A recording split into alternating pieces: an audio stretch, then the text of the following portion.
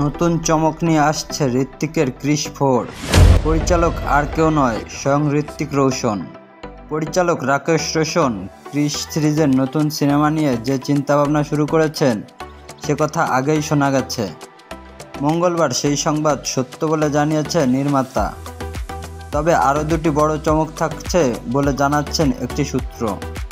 বরাবরের মতো সুপারহিরো ক্রিশের ভূমিকায় অভিনয় করেন ঋত্বিক রোশন, কিন্তু এবার অভিনেতার কাঁধেই গুরুদায়িত্ব থাকছে। এর আগে এই সিরিজের 3টি ছবি পরিচালনা করেছিলেন বাবা রাকেশ রোশন।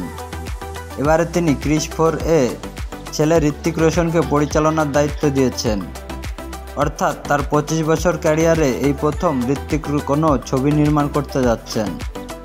রাকেশের সঙ্গে ক্রিশ 4-এর প্রযোজক হিসেবে জুটি বেঁধেছেন যশরাজ ফিল্মস। রাকেশ রোশন ঋত্বিকের সঙ্গে সোশ্যাল মিডিয়ায় একটি ছবি পোস্ট করে লেখেন, ডুগ্গু 25 বছর আগে আমি তোমাকে অভিনেতা হিসেবে লঞ্চ করেছিলাম, এবার আমি তোমাকে পরিচালক হিসেবে লঞ্চ করছি। এ সংবাদ প্রকাশ্যে আসতেই ঋত্বিককে অনুরাগীদের একাংশ সাধুবাদ জানিয়েছেন।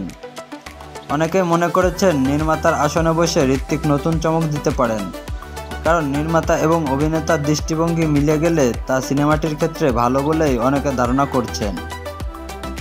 ঋত্বিকের কোই মিল গায়া সিনেমার পর 2006 সালে মুক্তি পায় ক্রিশ। তারপর 2013 সালে মুক্তি পায় ক্রিশ 3। নতুন সিনেমার দৃশ্যধারণ শীঘ্রই শুরু হবে জানা যাচ্ছে। প্রিয় বন্ধুরা, ঋত্বিক রোশনের ফ্যান নেই এমন কোনো দেশ নেই। সো অপেক্ষার প্রহর গুনতে থাকুন কামিং সুন ক্রিশ 4। আর আমাদের চ্যানেলের ভিডিও ভালো লাগলে অবশ্যই একটি লাইক, শেয়ার ও চ্যানেলটি সাবস্ক্রাইব করে দিবেন। ধন্যবাদ।